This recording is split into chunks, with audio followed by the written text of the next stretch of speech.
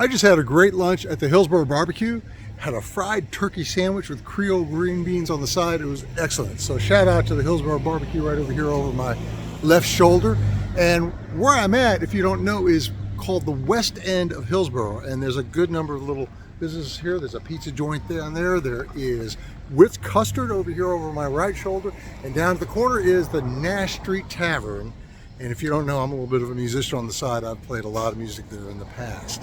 This is the West End of Hillsborough. Oh, Gold's Park is just down there also, which is a great place. Has a dog park and also is the beginning of the Hillsborough Riverwalk, which is really great. Starts from here, goes all the way back to downtown Hillsborough, right alongside the Uno River, crosses over. I mean, just goes on and on and on for literally miles.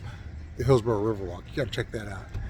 Once again, this is the West End of Hillsborough. This is Nash Street, which is north-south. To the east of us is kind of the beginnings of the historic district, which goes all the way to Churton Street and downtown Hillsborough. And then to the west of Nash Street is considered the West End of Hillsborough. A lot of smaller homes are there.